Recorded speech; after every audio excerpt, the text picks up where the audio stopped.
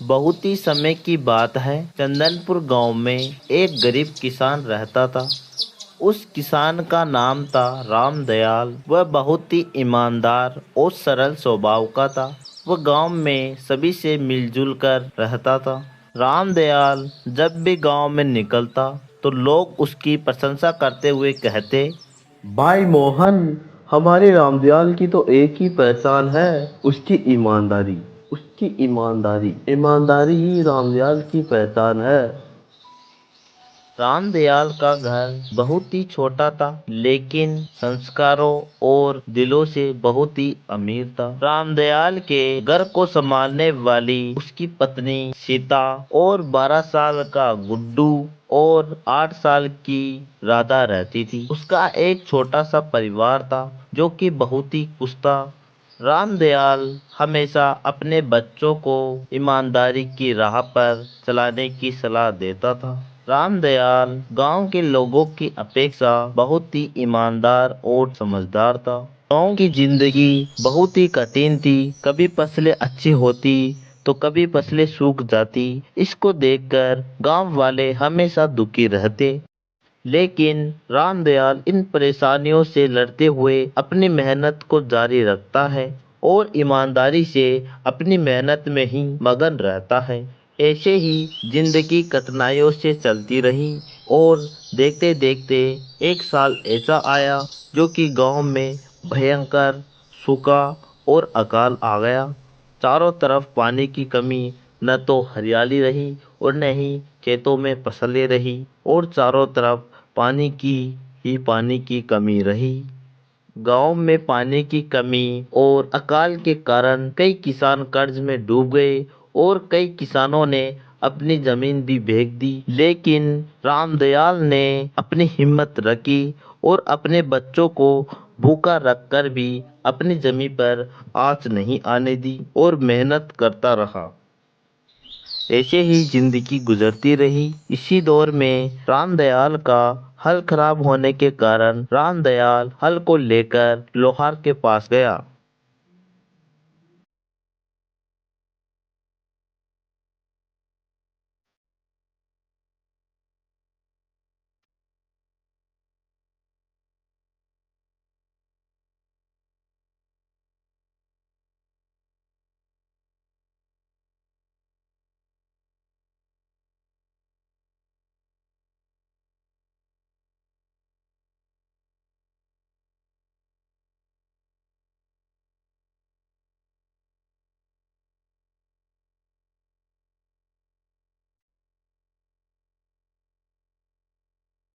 रामदयाल लोहार के पास पहुंचने के बाद लोहार ने कहा, अरे भाई राम दयाल, तू इतना ईमानदार है, पर इस ईमानदारी से घर नहीं चलता। रामदयाल लोहार की बात को सुनकर और मुस्कुराकर बोलता है, भाई तुम सही बोल रहे हो।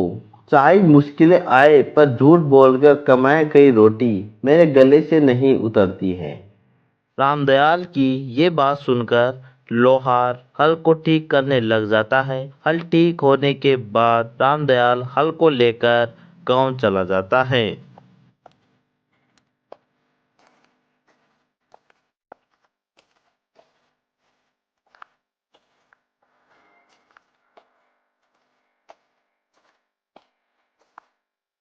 बहुत दिनों बाद रामदयाल सुबह सुबह अपने मेड़ की सफाई करता रहता है और सफाई करते हुए मिट्टी में दबा हुआ एक अद्भुत चीज दिखाई देती है। जब वह उस चीज को देखता है तो वह शॉक हो जाता है, क्योंकि वो मोरों से भरा एक मटका होता है। मटके को देखकर रामदयाल चौंक जाता है।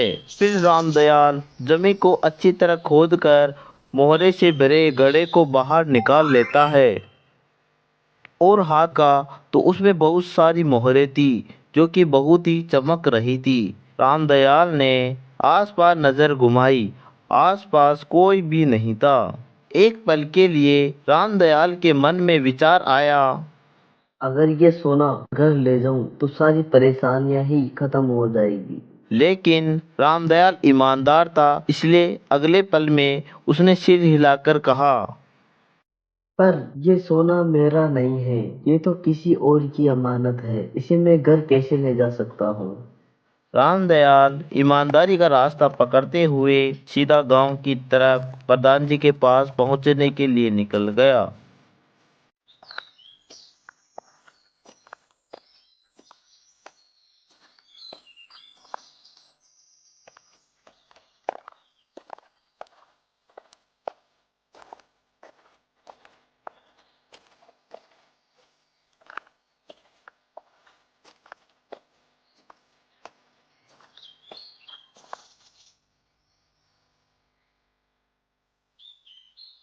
गांव की पंचायत में प्रधान जी के साथ सभी लोग बैठे हुए थे।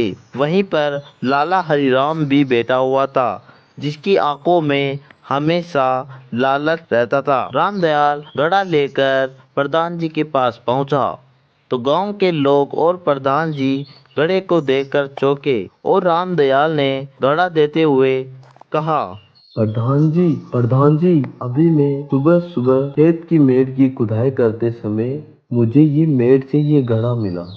मुझे लगता है ये हमारे गांव के पुराने जमींदार का होगा, इसलिए आप इस अमानत को संभालिए।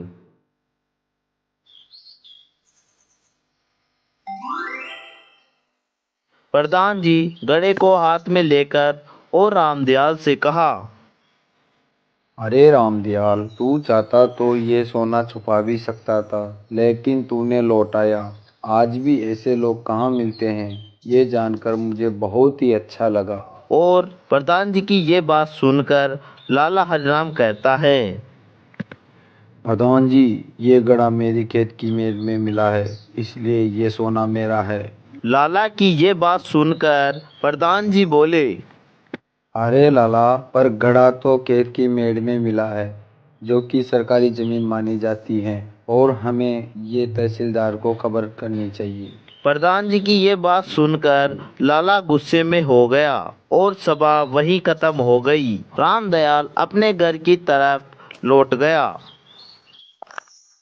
घर पर जाकर रामदयाल ने अपनी पत्नी सीता को सारी बात बताई। फिर थोड़ी देर बाद लाला हरिराम भी रामदयाल के घर पर आ गया। रामदयाल को धमकी देते हुए कहता है, देख रामदयाल, अगर तूने कल पंचायत में ये बोला ये सोना मेरा है, तेरे बच्चों का बुरा हाल कर दूंगा। लाला रामदयाल को धमकी देकर वहां से चला गया।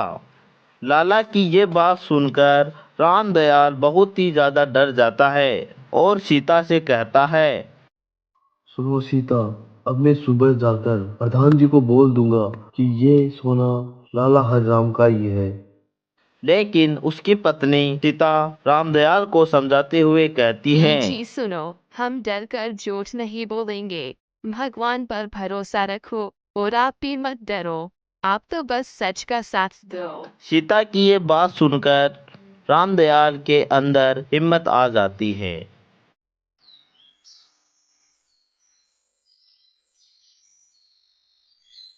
फिर अगले दिन पंचायत बैठती है। सभी लोग वहां आ जाते हैं। पंचायत में गांव के लोग और प्रधान जी और तहसीलदार भी मौजूद होते हैं। वहीं पर रामदयाल और लाला हरिराम भी रहता है। प्रधान जी ने गांव के सभी लोगों के बीच तहसीलदार को मटका दिया और तहसीलदार ने सोने के भरे मटके को देखकर फिर जांच करवाई। जांच के बाद पता चला कि वो खेत रियासत के राजा की जमीन थी और ये सोने से भरा घड़ा उनकी पुरानी तिजोरी का हिस्सा था। फिर तहसीलदार कहता है, मैं आप सभी को बता दूं, ये सोना सरकार के खजाने में जाएगा, लेकिन इसे ढूंढने वाले को इनाम जरूर मिलेगा। ये सुनकर प्रधान जी और गांव वाले और रामदयाल का परिवार भी खुश हो जाता है। फिर कुछ दिनों बाद सरकार की तरफ से ऐसा ऐलान हुआ, रामदयाल को उसकी ईमानदारी के लिए 50,000 रुपए कैश 5 बीघा जमीन मिलेगी। ये सुनकर गांव वाले बहुत ही खुश हो जाते हैं। फिर अगले दिन प्रधान जी पंचायत में रामदयाल को मंच पर बुलाकर सम्मान करते हैं और सभी रामदयाल की प्रशंसा करते रहते हैं। इन्हीं उत्साह और खुशी को देखकर रामदयाल भी कहता है, मैंने कुछ खास नहीं किया, बस वही किया जो मुझे सही लगा। गांव वालों की खुशी और उत्साह को देखकर लाला हरिराम भी रामदयाल से माफी मांगता है।